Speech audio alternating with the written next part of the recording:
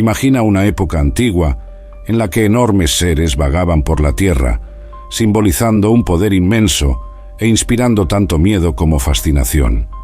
Era un tiempo en el que los ejércitos de hombres contaban con gigantes en sus filas y las personas comunes miraban a estos seres gigantescos con una mezcla de temor y admiración. Estos gigantes caminaban entre nosotros, sus vidas entrelazadas con las nuestras, sus historias no solo cuentos antiguos, sino partes importantes de la historia de la humanidad, registradas para siempre en los registros del tiempo.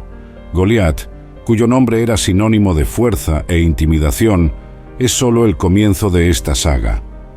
Su historia, narrada en 1 Samuel 17, retrata una guerra tan intensa que incluso los valientes guerreros dudaban en enfrentarlo.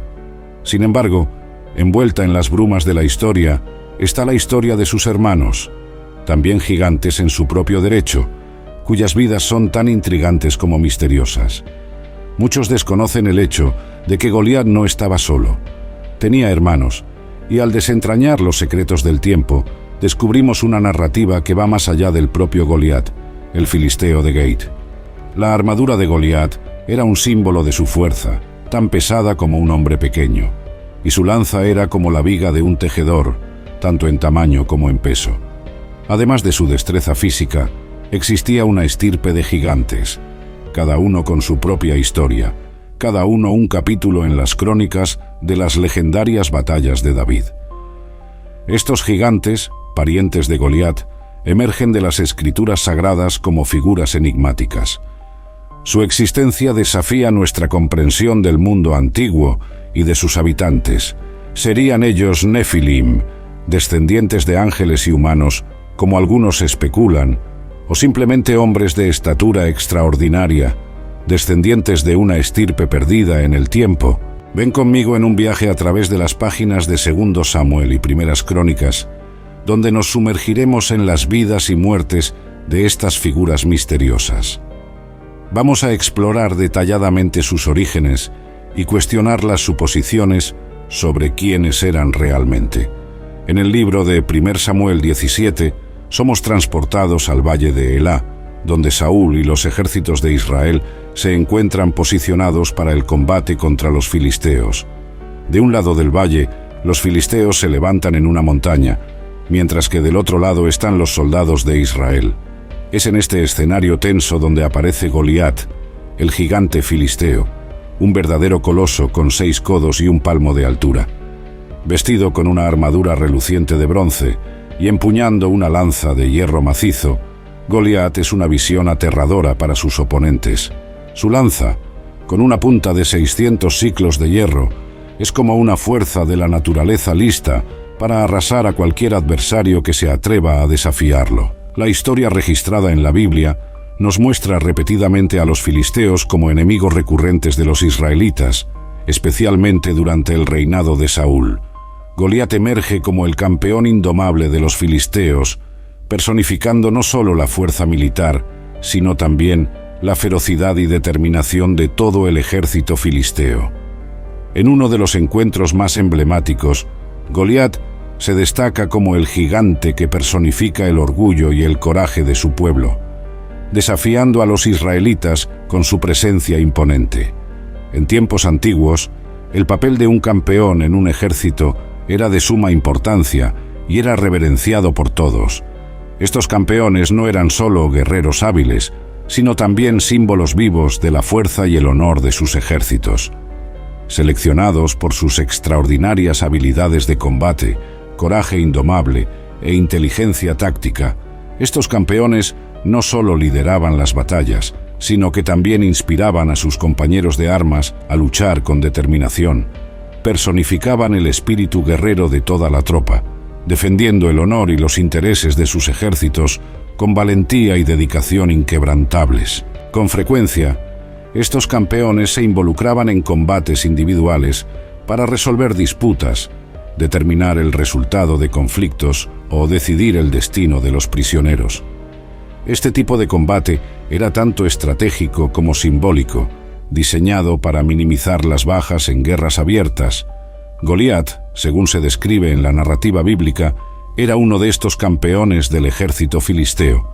Su presencia en el campo de batalla representaba no solo una amenaza física, debido a su tamaño y fuerza, sino también una amenaza psicológica, ya que personificaba el poder y la determinación de los filisteos. Su desafío a los israelitas y el encuentro subsiguiente con David son momentos cruciales que ilustran la importancia de estos campeones en la historia militar antigua. Goliat era un filisteo de la ciudad de Gate, y los ciudadanos de Gate eran conocidos como gites. Se le mencionaba como un gigante en 2 Samuel 21, verso 19, y medía más de 2,70 metros de altura. Para entender cuán amenazadora era la estatura de Goliat, podemos considerar que en 2009 Sultan Kosen fue identificado como el hombre más alto medido por el Guinness World Records, con cerca de 2,51 metros de altura.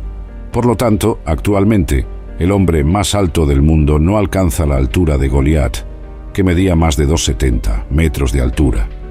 La presencia formidable de Goliat iba más allá de su imponente altura. Era un guerrero experimentado, con defensas aparentemente inexpugnables. Estaba vestido con una pesada armadura de bronce, incluyendo casco y cota de malla, que pesaban alrededor de 57 kilogramos. Su defensa parecía casi inexpugnable. Además, llevaba grebas de bronce para proteger las piernas y empuñaba una lanza de bronce macizo, cuyo asta era tan pesada como la viga de un tejedor, y la punta de la lanza pesaba alrededor de 6 kilogramos. Un portador de escudo lo acompañaba, llevando un gran escudo para desviar flechas enemigas. Esta configuración representaba un desafío aterrador para los soldados israelitas. El papel del portador de escudo era vital para frustrar los ataques contra Goliat. Incluso si una flecha lograra penetrar esta primera línea de defensa, la armadura personal de Goliat proporcionaba una capa adicional de protección.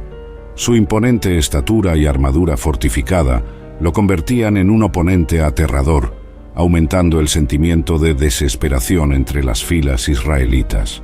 El miedo entre los israelitas alcanzó su punto máximo cuando Goliat emitió un desafío en 1 Samuel 17:8. Propuso un acuerdo. Si un israelita lograba derrotarlo, los filisteos se convertirían en sus siervos, pero si prevalecía, los israelitas servirían a los filisteos.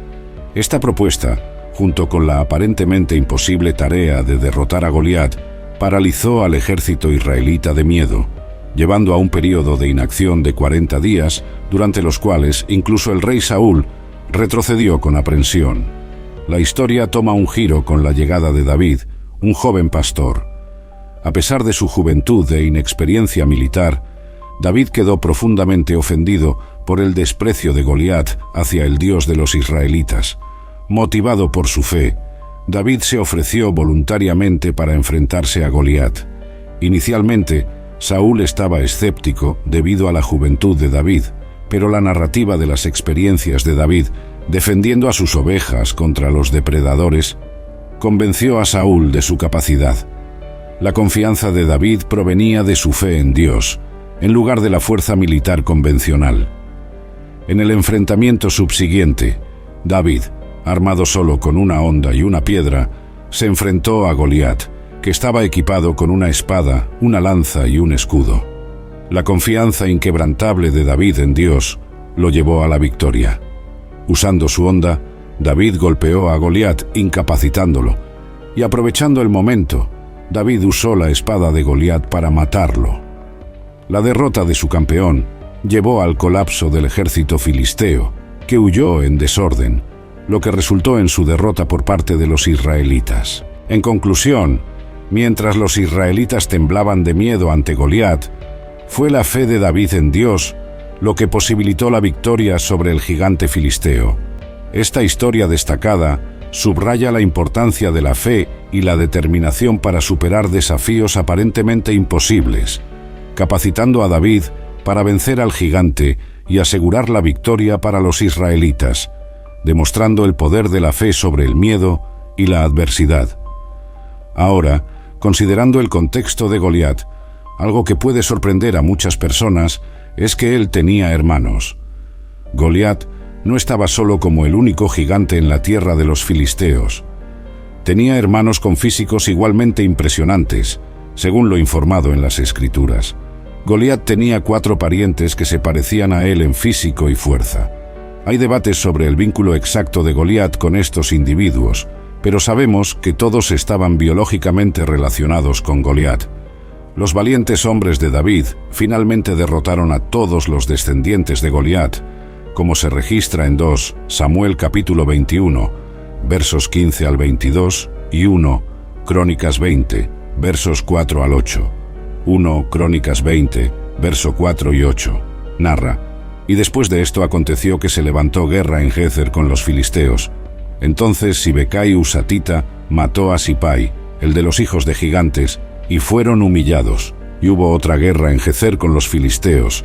Entonces Elhanan, hijo de Jaare Orehim, un de Belén, mató a Goliat geteo, el asta de cuya lanza era como un rodillo de telar.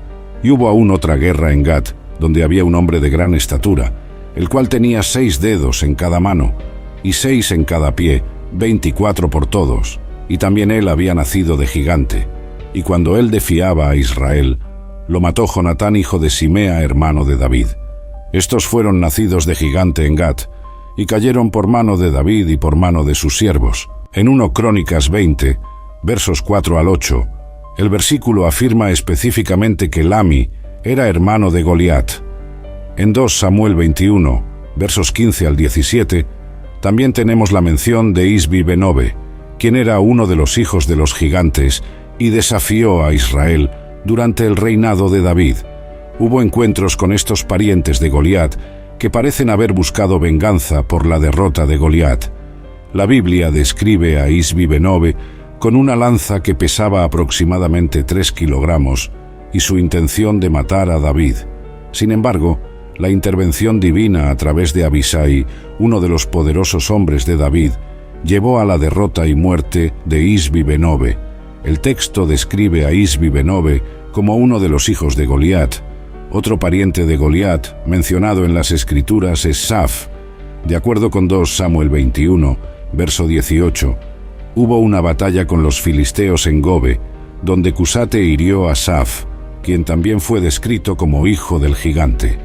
Este encuentro ilustra aún más los conflictos continuos entre los israelitas y los filisteos, especialmente involucrando a los descendientes de Goliat. El último pariente de Goliat mencionado en la Biblia se encuentra en 2 Samuel 21, verso 22. Este pasaje describe una batalla en Gate, involucrando a un gigante de gran estatura con 6 dedos en cada mano y 6 dedos en cada pie. Una característica física única que lo distinguía de los demás. Este individuo, también un descendiente de Goliat, fue derrotado por Jonatán, el sobrino de David. Estas cuentas destacan el tema continuo de conflicto entre los israelitas y los filisteos, y resaltan las figuras notables que desempeñaron roles significativos en estas batallas históricas. La identidad de Goliat y sus hermanos plantea una pregunta intrigante. ¿Eran Nefilim? Este asunto ha sido tema de mucha discusión y especulación. Algunos sugirieron que eran parte de los Nefilins postdiluvianos. Sin embargo, esta interpretación puede no estar en línea con el texto bíblico, ya que no hay mención explícita en las Escrituras de que Goliat y sus parientes fueran Nefilins. Las evidencias bíblicas apuntan más hacia el origen y la verdadera identidad de Goliat y sus hermanos. Los filisteos, de los cuales descendía Goliat, están históricamente vinculados a los anaquitas de Gate. La ciudad natal de Goliat era conocida como una fortaleza de los anaquitas. Por lo tanto, es más plausible considerar a Goliat y sus hermanos como refaitas, no nefilins. Esta afirmación está respaldada por el hecho de que los parientes de Goliat son referidos como provenientes de Rafa, de Gate, 2 Samuel 21 y 16, sugiriendo que Goliat mismo era un refaíta. Además, la existencia de gigantes no es exclusiva de la línea filistea, ni sus orígenes se atribuyen universalmente a la unión de ángeles y humanos, como se sugiere en algunas interpretaciones de los nefilins. Por ejemplo, Deuteronomio 3 y 11 habla de Og, rey de Basán, que también era un gigante. Su cama se describe como hecha de hierro, midiendo 9 codos de longitud y 4 codos de ancho. Sin embargo, Og no es identificado como un nefilín en las Escrituras. Aunque la Biblia no categoriza a Goliat y su familia como nefilins, su tamaño y fuerza formidables son innegables, y sus características físicas extraordinarias pueden haber llevado a algunos a percibirlos como similares a los nefilins del pasado. En los tiempos modernos, tales gigantes descritos en estos relatos bíblicos no son conocidos por existir. Estas referencias bíblicas a Goliat y sus parientes destacan la naturaleza diversa y extraordinaria de la creación de Dios, como se registra en la Biblia. Ahora, en cuanto a la cuestión de si existen nefilins en la actualidad, en Génesis 6, versículos 1 al 4, se describe el origen de los nefilins. Cuando los hombres comenzaron a multiplicarse en la tierra y tuvieron hijas, los hijos de Dios vieron que las hijas de los hombres eran hermosas y tomaron mujeres para sí mismos. Entonces, el Señor dijo que no contendería con el hombre para siempre, pues también él es carne, pero sus días serían limitados a 120 años. En aquellos días había gigantes en la tierra, y también después, cuando los hijos de Dios se relacionaron con las hijas de los hombres, quienes dieron a luz hijos que se convirtieron en hombres valientes y de renombre.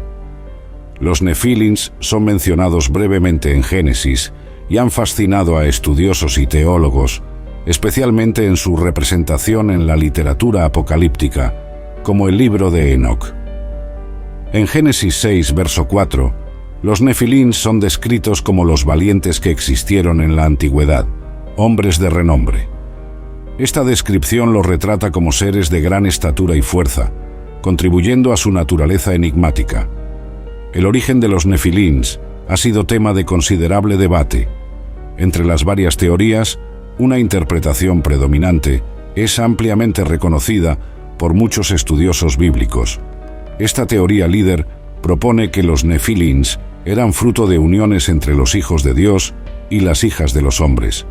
Desde esta perspectiva, los hijos de Dios son frecuentemente entendidos como ángeles caídos y las hijas de los hombres como mujeres descendientes de Adán. Según esta visión, los ángeles caídos, fascinados por la belleza de las mujeres humanas, se unieron a ellas, resultando en el nacimiento de los nefilins, que serían una especie de híbrido de naturaleza humana y angelical. Sin embargo, la identidad de los nefilins no está exenta de controversias. Aunque muchos creen en el cruce entre seres espirituales y humanos, algunos discrepan, argumentando que tales uniones son improbables. Una perspectiva alternativa sugiere que los hijos de Dios eran descendientes de Set, el tercer hijo de Adán, mientras que las hijas de los hombres eran descendientes de Caín, quien era impío. Sin embargo, esta visión enfrenta dificultades para explicar convincentemente el tamaño y la naturaleza extraordinaria de los nefilins, que parecen ir más allá de las características humanas normales. A pesar de las características excepcionales atribuidas a los nefilins, siguen siendo vistos como seres sobrenaturales en muchas interpretaciones bíblicas y teológicas. El misterio en torno a los nefilins continúa intrigando y generando discusiones dentro del estudio de las Escrituras, con un peso considerable. Esta idea lleva a muchos estudiosos, incluso, a apoyar la interpretación de los nefilins como resultado de uniones entre ángeles y humanos. Esta perspectiva está en línea con las atribuciones atribuidas a ellos y se mantiene consistente con los temas sobrenaturales predominantes en la narrativa bíblica. Génesis 4, versos 25 y 26, cuenta que Adán conoció nuevamente a su esposa y ella dio a luz un hijo llamado Set, diciendo que Dios le dio otro hijo en lugar de Abel, a quien Caín mató. A Set también le nació un hijo llamado Enos, y entonces las personas comenzaron a invocar el nombre del Señor. Estos versículos se refieren al nacimiento de Set, el tercer hijo de Adán y Eva, después de la muerte de Abel. Al explorar temas bíblicos, surge con frecuencia la pregunta de si existen descendientes de los nefilins en el mundo hoy. Esta pregunta se basa en la referencia a los nefilins en Génesis 6, verso 4. donde se observa que existían tanto antes como después del diluvio. La pregunta central es cómo podrían haber sobrevivido los nefilins al diluvio, dado el claro pronunciamiento bíblico de que solo la familia de Noé fue perdonada.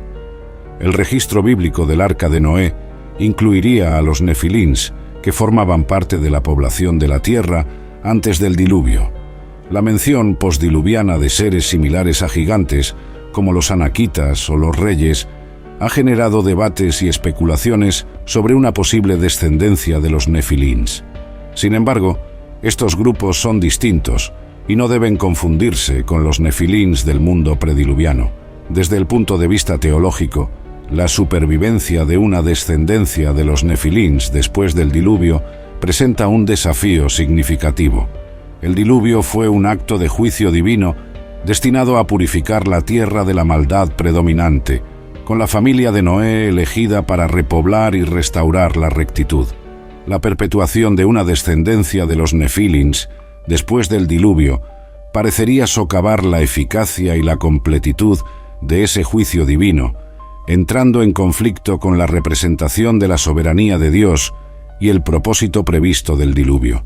Por lo tanto, basándonos en las evidencias bíblicas y en el contexto teológico, la idea de que existen descendientes de los nefilins en el mundo hoy no encuentra un apoyo sustancial. Las referencias postdiluvianas a seres gigantes no están directamente relacionadas con los nefilins, y la narrativa bíblica no sugiere una continuidad de la descendencia de los nefilins más allá del diluvio. La presencia de los nefilins en la narrativa bíblica parece estar limitada a un período específico de la historia humana anterior al gran diluvio. Sin embargo, vemos a los nefilins apareciendo años después del diluvio. ¿Cómo es posible que los nefilins aparezcan después del diluvio si todos murieron en el diluvio después de que Génesis 6, verso 4 nos dice que los nefilins vivieron antes y después del diluvio? También son mencionados en Números capítulo 13, versos 32 y 33, cuando los ejércitos de Israel fueron a espiar la tierra de Canaán. Informaron negativamente sobre la tierra, afirmando que estaba habitada por personas de gran estatura, incluyendo gigantes, descendientes de los hijos de Anak. Se sintieron como langostas delante de estos gigantes, y la misma impresión fue sentida por estos gigantes sobre ellos. Existen dos corrientes de pensamiento con respecto a la reaparición de los nefilins después del diluvio. La primera sugiere que los nefilins mencionados en el libro de Números son de otro grupo de ángeles que vinieron a la tierra después del diluvio y cometieron el mismo pecado que los ángeles en Génesis 6. Sin embargo, esto es solo una teoría, ya que no hay registro en la Biblia de que realmente hubo un segundo grupo de ángeles que cometió el mismo pecado. Otra propone que los nefilins pueden haber evolucionado para convertirse en un término que denote específicamente guerreros gigantes.